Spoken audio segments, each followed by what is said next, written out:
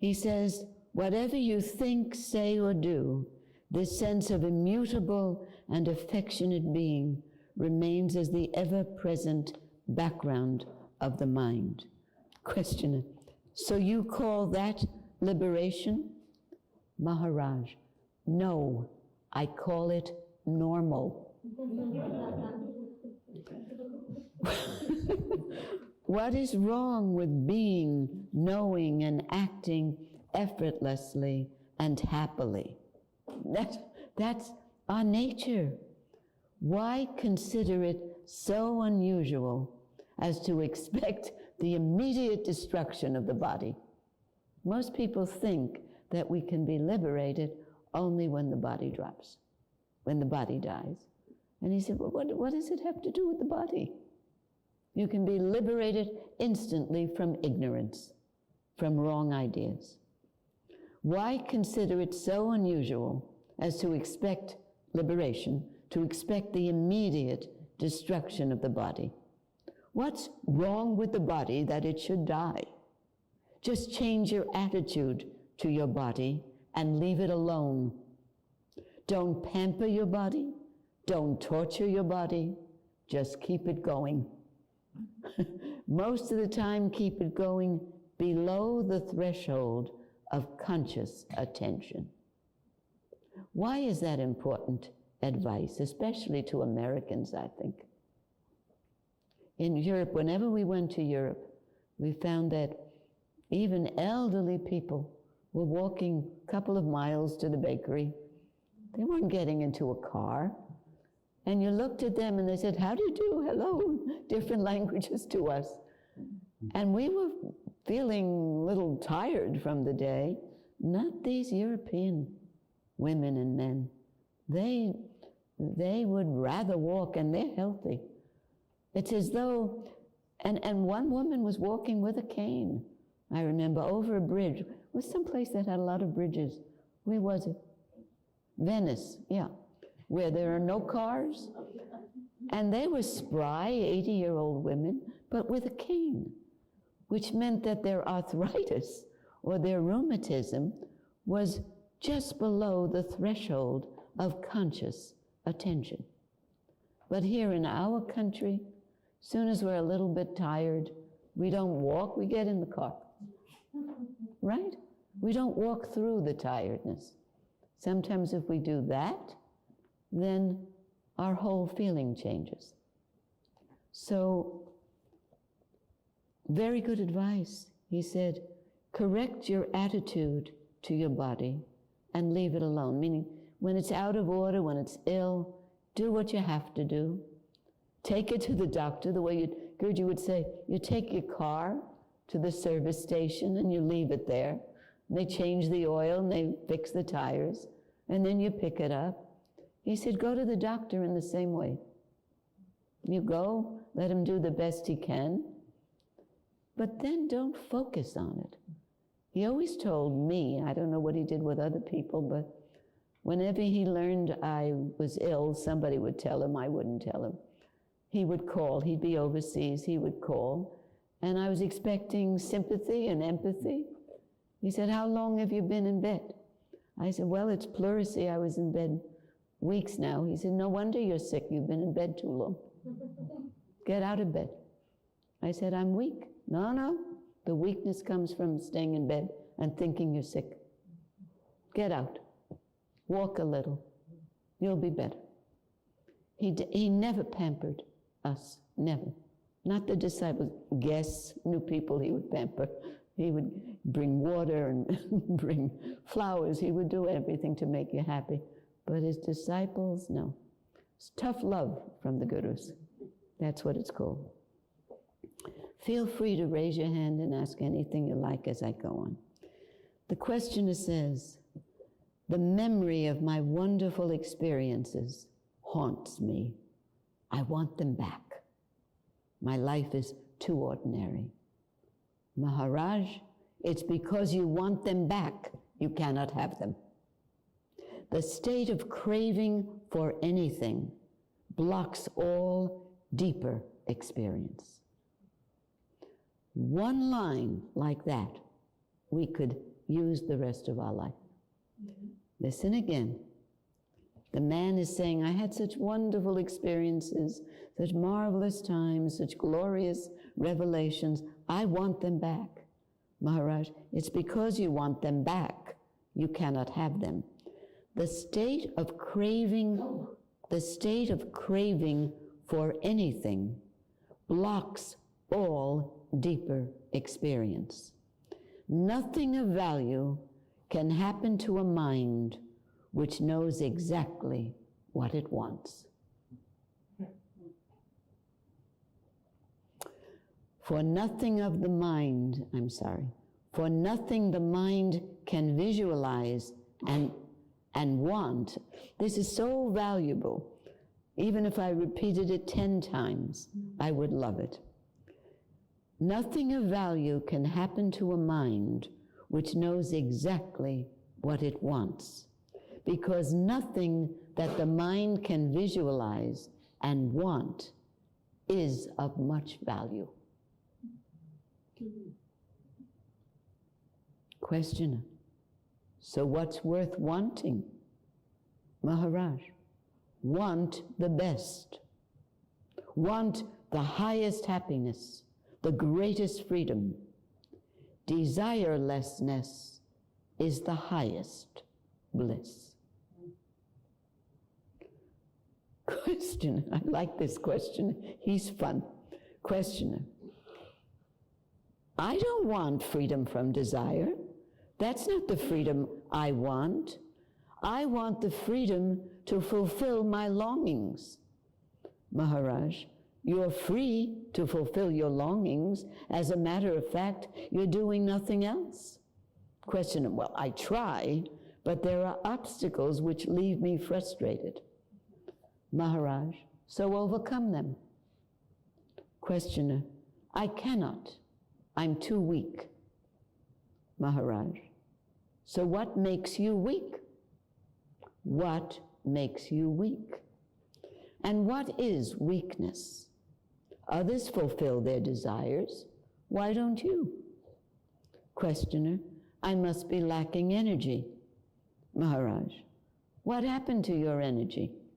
Where did it go? I'll tell you. I'll tell you what happened to your energy.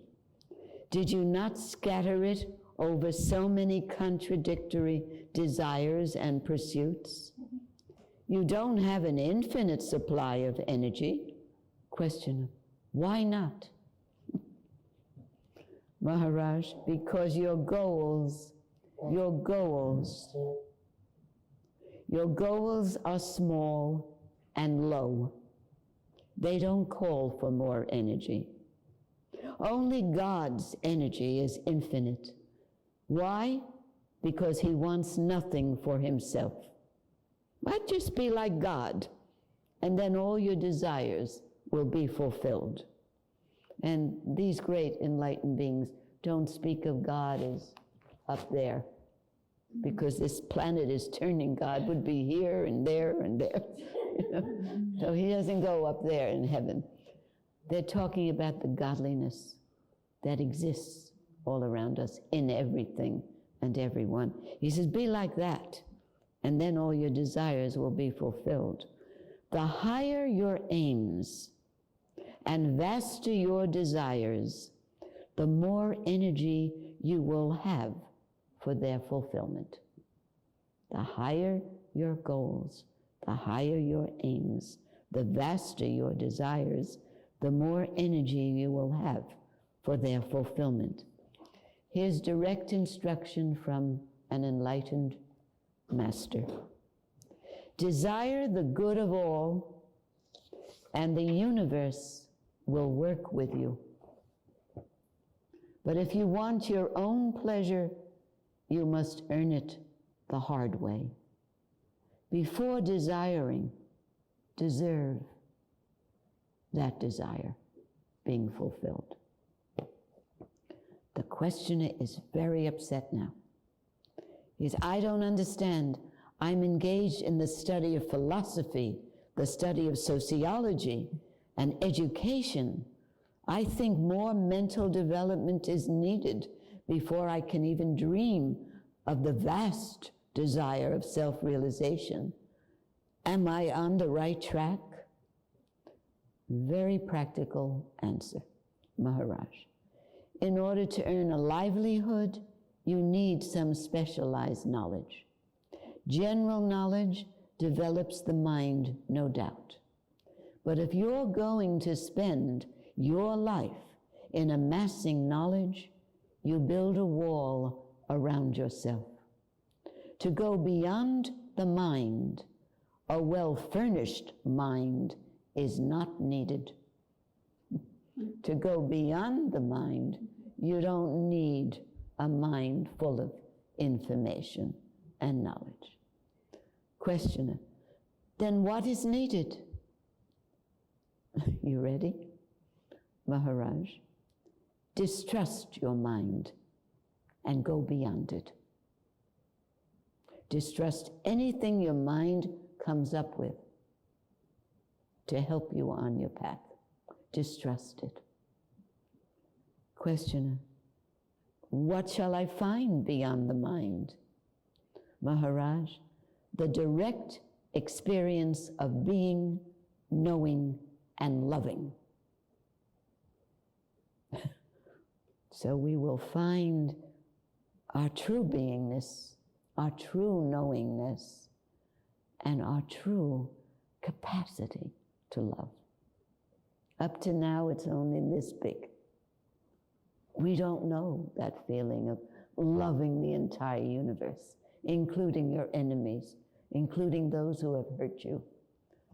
That's how God loves. He was saying. Questioner, how does one go beyond the mind? Maharaj, and for Maharaj this is a very long answer, usually answers in 1 or 2 lines. Maharaj, there are many starting points to go beyond your mind, but they all lead to the same goal.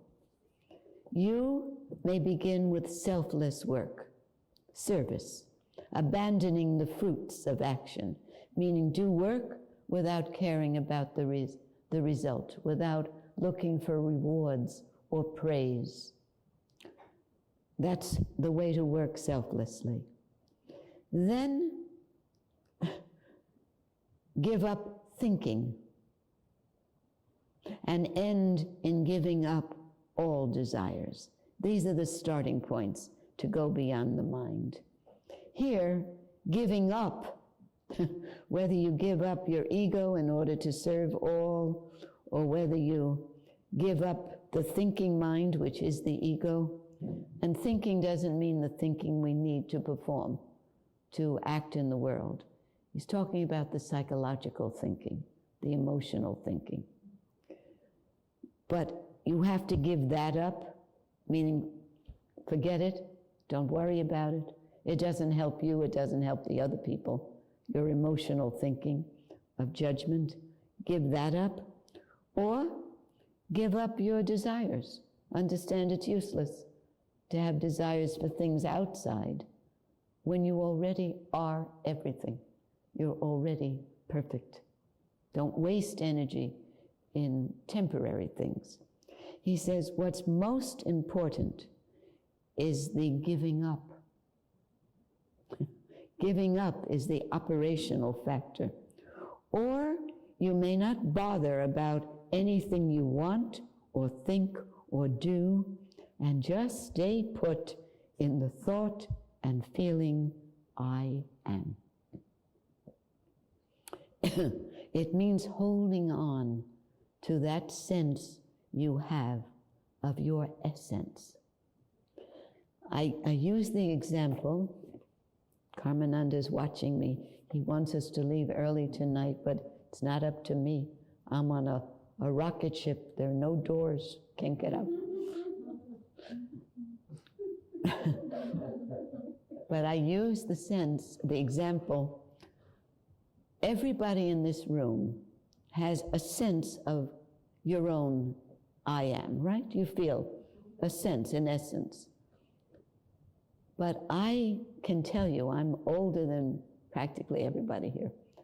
that sense that I have now isn't any different from the sense of me that I had when I was 7 years old, or 14 years old, or 25 years old, or 55, 65. It's the same sense of myself, right? Nobody can say, I have the same sense of you, I have the same sense of me as you have of you. We can't say that. Each one knows his own, her own essence, right? Can you say you had a different sense of your own beingness when you were 7 than you have now? Not at all. In fact, you don't recognize that stranger in the mirror, especially when you start getting gray, right? Who's that old person living in the mirror? That's not me. There's a new DVD coming out, the first one that was ever made of one of these Saturday night programs.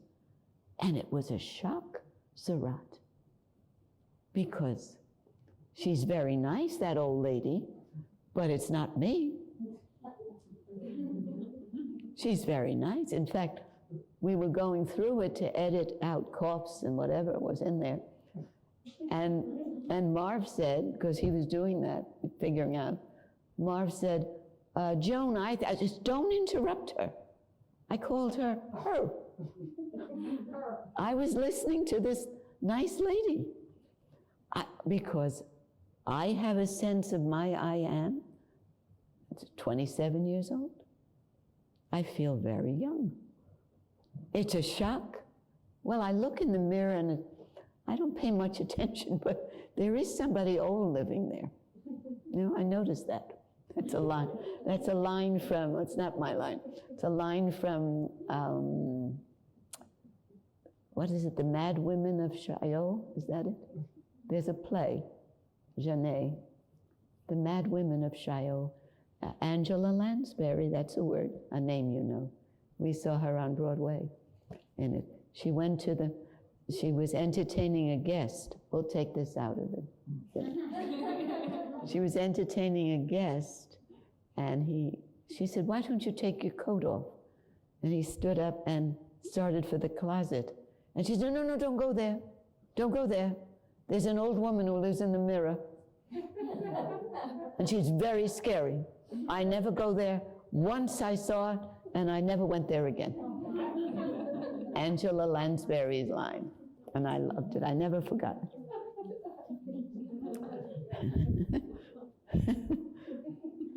Because we don't have that sense of ourselves.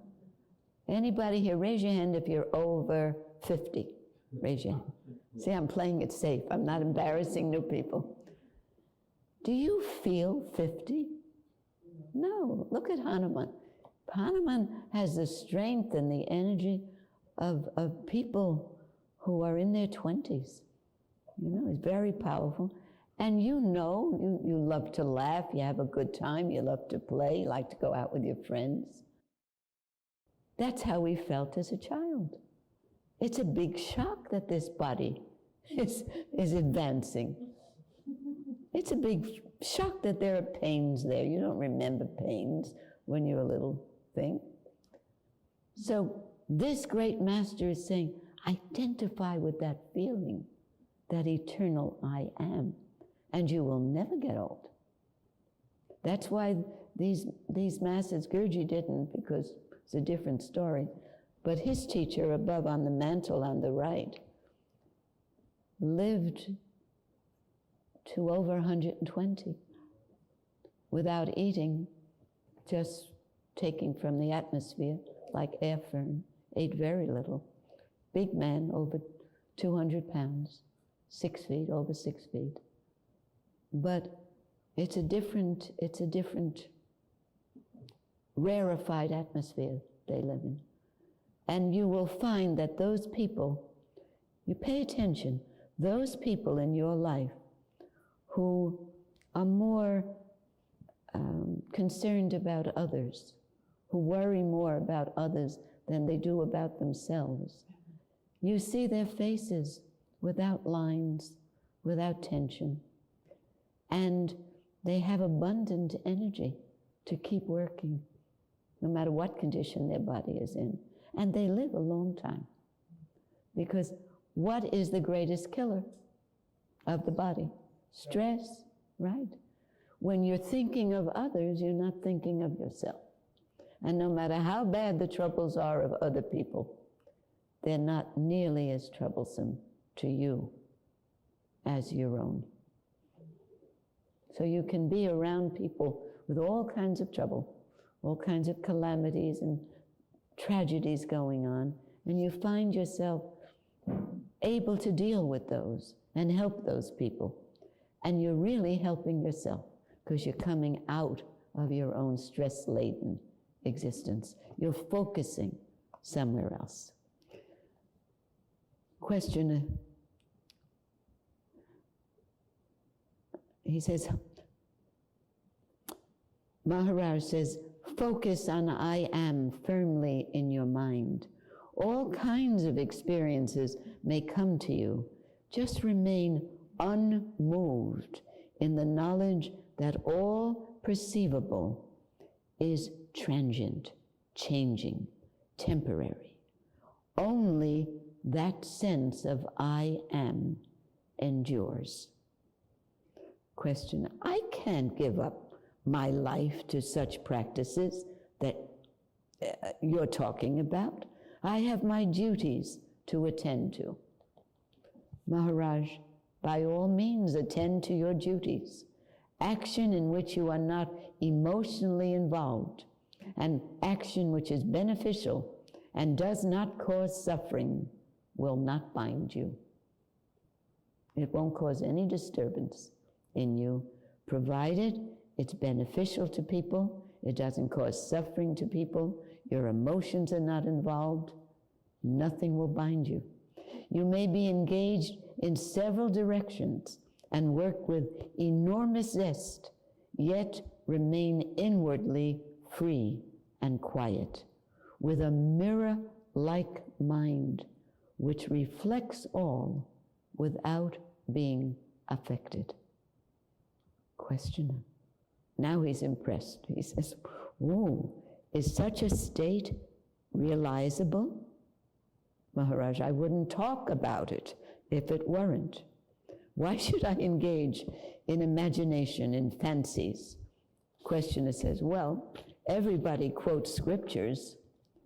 Maharaj, those who know only scriptures know nothing. To know is to be. I know what I'm talking about. It's not from reading or hearsay. Let's see, I'm going to go down. The questioner says, I can't go down, it's all important. Questioner, I'm studying Sanskrit under a professor, but really I'm only reading scriptures with him. I'm in search of self-realization of truth, and I came here to get the needed guidance. Kindly tell me, what am I to do? Maharaj, I told you he's fresh, Maharaj. The man finally says, please tell me what I am to do. Maharaj, since you've read the scriptures, why do you ask me? You know everything, right? Question, no, the scriptures show the general directions, but the individual needs personal instructions. Listen, Maharaj, your own self is your ultimate teacher, called in Sanskrit your Sadguru. You look to yourself. You look to that feeling, that guiding light within. The outer teacher, the Guru in physical body, is merely a milestone. It's only your inner teacher that will walk with you to the goal, because that inner teacher is the goal. That's where we're going. That's where we have to reach. Questioner, but that inner teacher is not easily reached. Maharaj, since he is in you and with you, the difficulty cannot be serious. Just look within and you will find that inner teacher. Question, but when I look within, I find sensations, perceptions, all these memories and feelings, desires, fears, expectations. I'm immersed in this cloud. I see nothing else. Maharaj, that which sees all this and sees the nothingness is the inner teacher. He alone is. All else only appears to be. That inner teacher is your own self, Swarupa. Your hope and assurance of freedom is that inner teacher. Find that teacher, cling to that teacher. Within, you will be saved and you will be safe. Now I can go to the end because I indicated I could.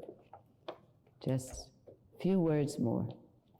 Questioner, please at least tell me which road to self-realization is the shortest. Maharaj, no way is short or long, but some people are more in earnest and some are less. I can tell you about myself. I was a simple man, but I just trusted my teacher. What he told me to do, I did. He told me to concentrate on that sense of I am. I did. He told me that I am beyond all perceivables, anything I can perceive, anything I can conceive. I believed. I gave him my heart and soul. I gave him my entire attention and the whole of my spare time, because I still had to work to keep my family alive. But my leisure time, my spare time, I gave to him. As a result of faith and earnest application, I realized myself within 3 years. He was totally enlightened. And after that, although he was uneducated, he spoke with the same scholarly wisdom and knowledge that our teacher was speaking and had. And Gurji was aware of what had happened to this uneducated soul. And so we read from I Am That, as I'm doing tonight, almost every program, the last 10 years of Sri Brahmananda's physical life. He said that it's all in this book, I Am That, everything there. He was a fully enlightened being. And he says, I gave him my heart and soul, and I realized within 3 years. But he says, you may choose any way that suits you. Your earnestness will determine the rate of your progress, your sincerity.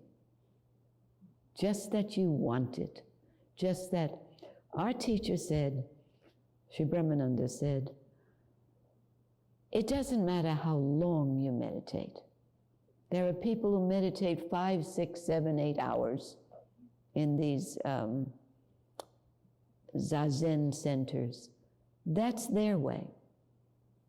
But if you have sincere meditation of even 15 minutes, 5 minutes, if you're approaching it with sincerity and with longing to be free, that's all you need.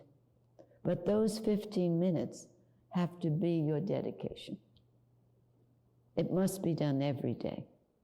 And if what happens, he was very tricky. He said, you can do 5 minutes, 15 minutes. He knew that we'd begin to love that and would realize that that's the most important part of our day. So he was tricky. He said, just drink half a glass of your chocolate milk.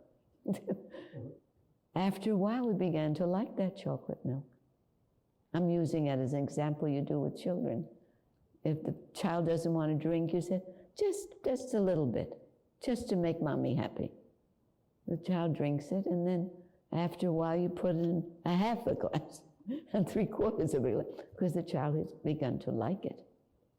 but you have to break down the resistance first. So he was a very lovable master in that he knew the New York mentality, the city mentality, knew how busy we were.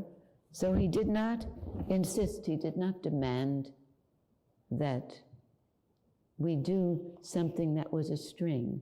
But after a while, we began to look forward enthusiastically to those 5 minutes or 15 minutes. And they just became longer automatically. Instead of saying 2 hours in the morning, 2 hours at night, it wouldn't have worked. It wouldn't have worked with us because we were all working people, working hard. This is the final. You may choose any way that suits you, but it is your earnestness, your sincerity, that will determine the rate of progress. The questioner, true to his personality right to the end, he said, no hint for me? Can you hint which way I should go? Maharaj, finally, just establish yourself firmly in the awareness of I am. This is the beginning and also the end of all endeavor. This is the highest advice. When you get lost in feelings of frustration, of loneliness, of despair, of abandonment, whatever, know that that's temporary. Those are just your conditioned self based on memories, being frustrated, being lonely. It's all conditioned responses to life. Go beyond that. Distrust that thinking, that feeling. Don't trust it.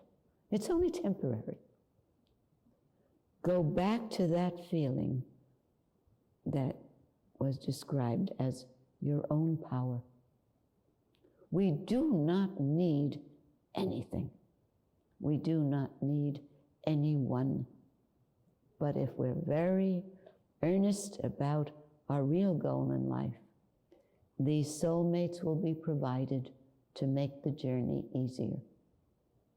But the soulmate is not the end of the reason. They're not the end goal of why you were born. They're there as companions. But most of us spend our entire life seeking a soulmate. I'm glad you laughed.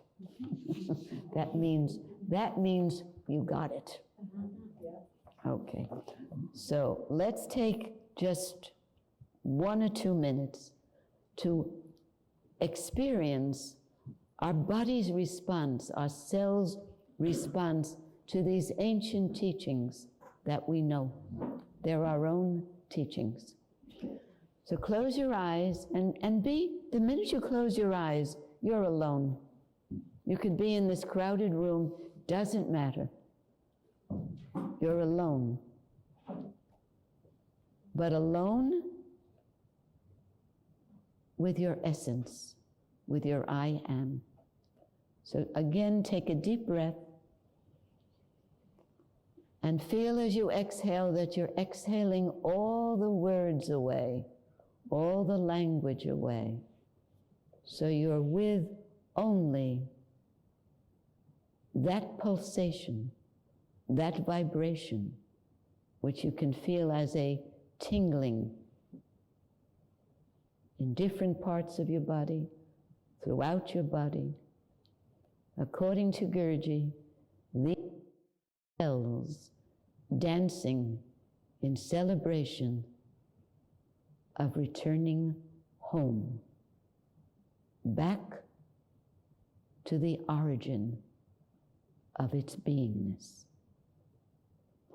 Feel this directly.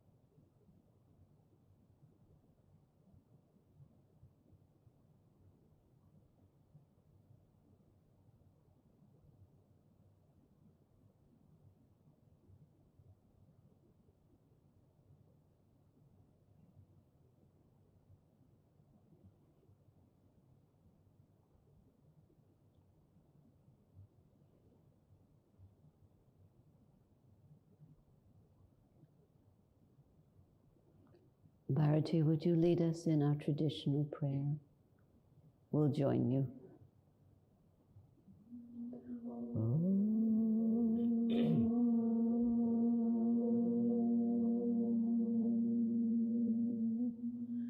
Tvameva mata chapita tvameva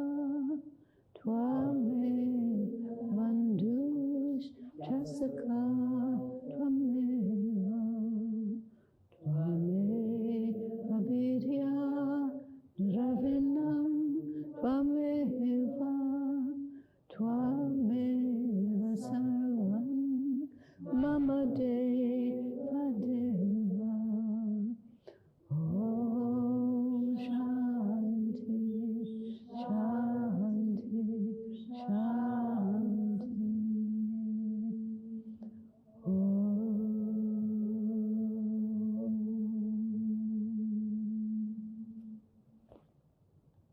Thank you, Bharati. Thank you, everyone. I want to really say that this particular group, all of you, you may feel that this is the first time you're at this ashram, but it felt very comfortable being with you, which means that you're comfortable being here, right? Does it feel like home? Did these teachings sound familiar to you tonight? Did it? See, they're nodding, which means that you are the ancient disciples. Sri Brahmananda said that those who come after I leave my body are my ancient disciples who sat with me, not in this form, some form. We've had gurus throughout all these lifetimes, but it's always one guru, one self, in different forms. They don't leave us alone. They chase us. Guruji had a stick, and I often felt that's the stick that's been after me every lifetime. But it doesn't matter if you don't remember much of what happened or what was said tonight. What's important to remember is the feeling you have right now. How many of you feel kind of lighter, happier than you felt when you first came here? Raise your hand. That's the feeling he was after, to remind you of your real essence. Our essence is bliss. Our essence, what attracted me to him is his cheerfulness. I said, is his cheerfulness. He's still cheerful. That's the sense we have when we go back to his teachings or remembering his words. So Bharati will make announcements, yes, while who wants to pass the prasad? Prasad, for anyone who doesn't know, is considered a sweet from the Guru.